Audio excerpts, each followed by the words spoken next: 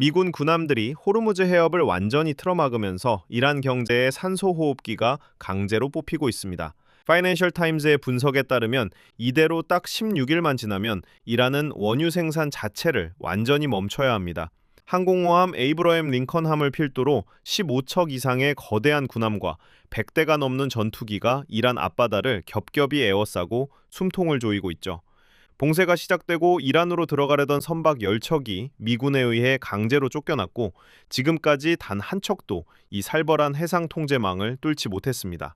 도대체 지금 중동의 심장부에서 무슨 일이 벌어지고 있는 건지 따끈따끈한 경제에서 아주 속 시원하게 판세를 읽어드리겠습니다. 미 중부사령부가 지난 4월 13일에 공식적으로 발표한 내용은 그야말로 충격적이었죠.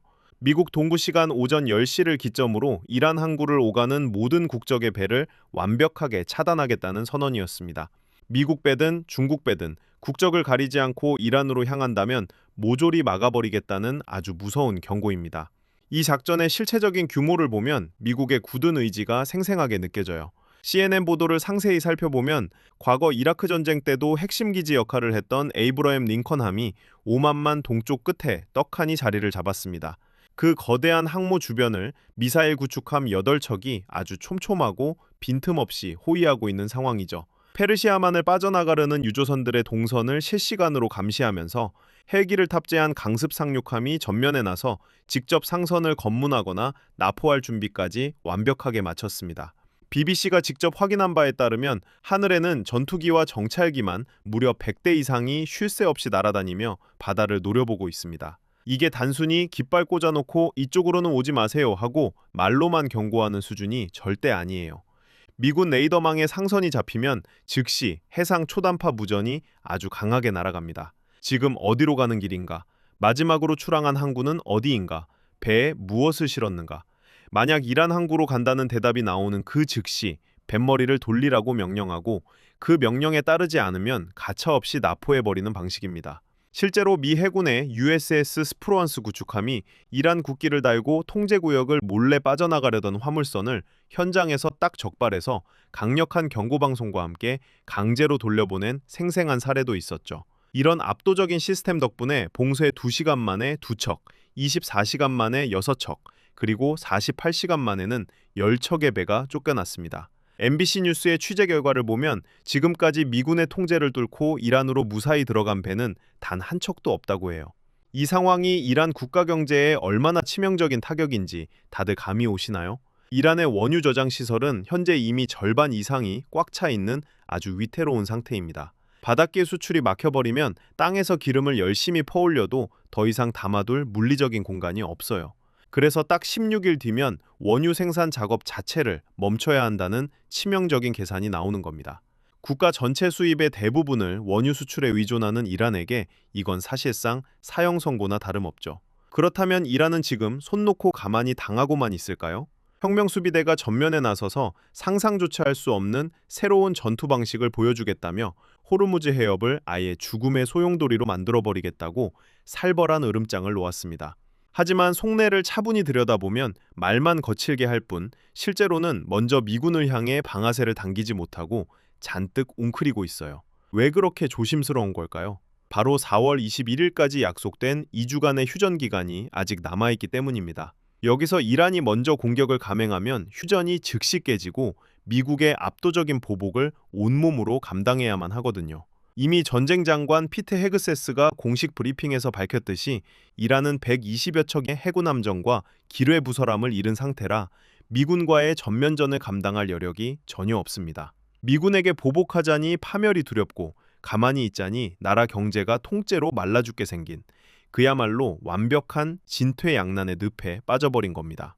이런 아슬아슬한 상황에서 트럼프 대통령은 이란 함정이 조금이라도 접근하면 마약 밀매선 격침하듯 그 즉시 제거해버리겠다며 오히려 불난집에 기름을 확 부어버렸습니다. 도대체 전 세계 원유의 20%가 지나가는 이 중요한 혈관에서 왜 이렇게 극단적인 초강수가 나오게 된 걸까요? 시계를 조금 되돌려 지난 4월 12일 파키스탄 이슬라마바드에서 열렸던 종전협상 테이블로 가보겠습니다.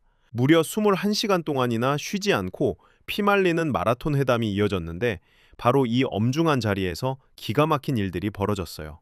미국 측 스티브 위트코프 중동 특사의 증언에 따르면 이란 협상단이 우리는 핵폭탄 11개를 즉시 만들 수 있는 농축 우라늄을 가지고 있다며 오히려 뻔뻔하게 자랑을 늘어놓았다고 합니다. 게다가 협상이 한창 진행되던 바로 그 시간에 미 해군은 호르무즈 해협의 구축함 2척을 급파해서 기뢰 제거 작전을 전격적으로 시작해버렸죠. 이란 입장에서는 한쪽에서 평화를 논하면서 뒤로는 우리 뒤통수를 치는 거냐며 길길이 날뛸 수밖에 없는 상황이었습니다. 결국 양측의 불신 속에 회담은 허무하게 결렬되었고 그 소식을 보고받은 트럼프 대통령은 불과 3시간 만에 외교의 스위치를 내리고 군사적 역봉쇄 스위치를 확 올려버린 겁니다. 자, 이제 뉴스에서 전해주는 이야기를 넘어서 이 봉쇄 작전의 진짜 내부 구조를 깊이 있게 들여다볼 차례입니다. 호르무즈 해협이라는 이 전장 자체가 가진 지리적 특성을 먼저 이해해야 해요.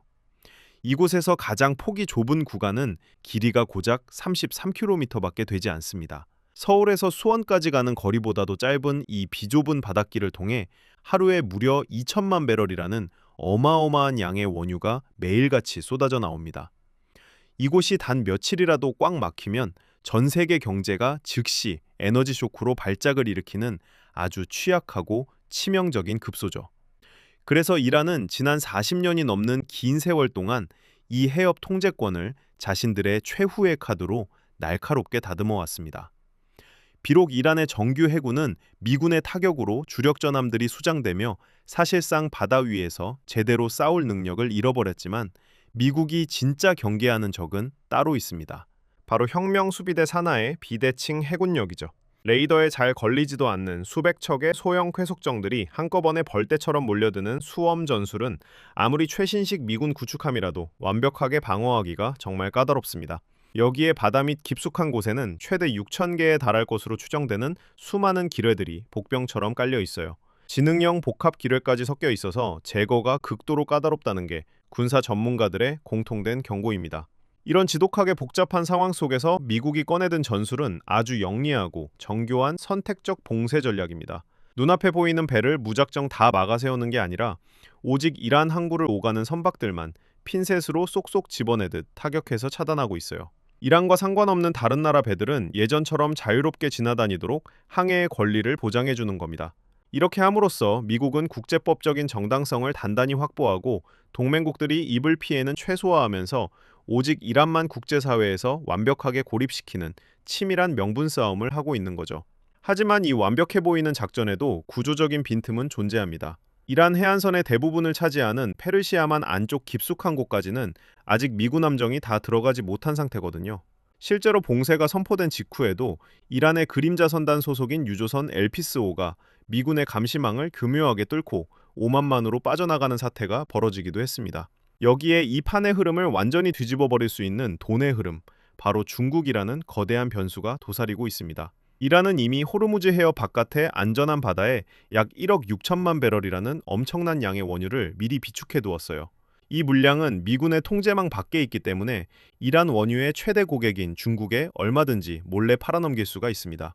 만약 중국이 미국의 제재를 비웃듯 자신들의 그림자 선단을 동원해 이란의 기름을 계속 사준다면 봉쇄의 파괴력은 뚝 떨어질 수밖에 없습니다. 미국이 이걸 물리적으로 막으려 든다면 결국 중국 선박들과 직접 충돌해야 하고 이는 미중 갈등이라는 거대한 시한폭탄이 중동 바다에서 터져버리는 끔찍한 결과로 이어질 테니까요. 게다가 에너지 시장이 가진 얄궂은 역설도 상황을 더욱 복잡하게 꼬아놓고 있습니다.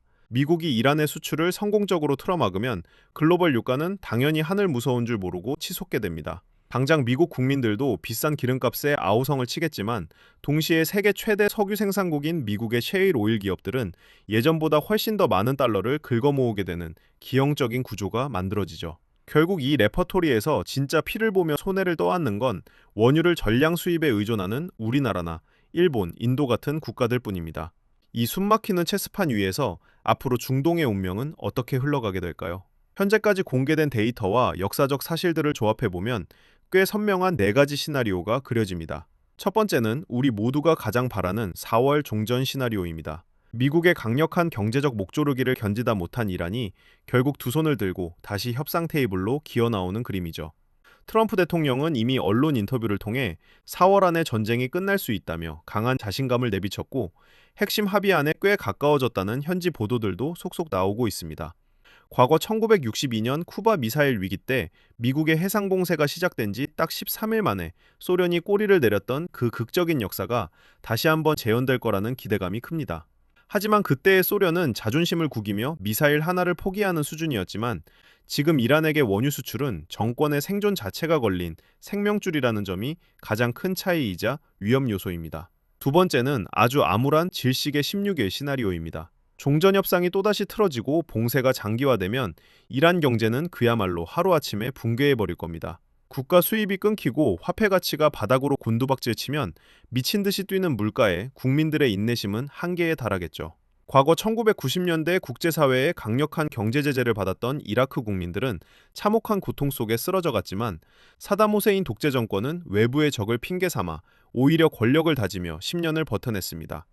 이란에서도 지도부가 국민의 고통을 방패 삼아 버티기에 들어가는 이 슬픈 비극이 똑같이 반복될 가능성이 다분합니다. 세 번째는 모두가 가장 피하고 싶은 최악의 전개, 바로 죽음의 소용돌이 시나리오입니다.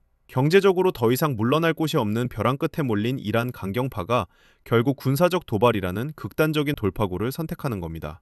혁명수비대가 쾌속정들을 동원해 자살 공격을 감행하거나 해협 전체에 기뢰를 마구잡이로 뿌려대고 심지어 전선을 멀리 홍해까지 확 넓혀버리는 전면전 양상이죠. 지난 1988년 이란이 기뢰 도발을 감행했다가 분노한 미 해군에게 단 하루 만에 핵심 전력의 절반을 잃어버렸던 프레잉 멘티스 작전의 핏빛 역사가 다시 쓰일 수 있는 아주 위험한 결말입니다. 마지막 네 번째는 중국이라는 외부 변수가 판을 통째로 엎어버리는 제3의 길입니다. 지난 2022년 러시아 우크라이나 전쟁 발발 이후 서방의 숨막히는 제재 속에서도 중국과 인도가 우회로를 통해 기름을 팍팍 사주며 러시아 경제를 지탱해 주었던 사례를 기억하셔야 해요.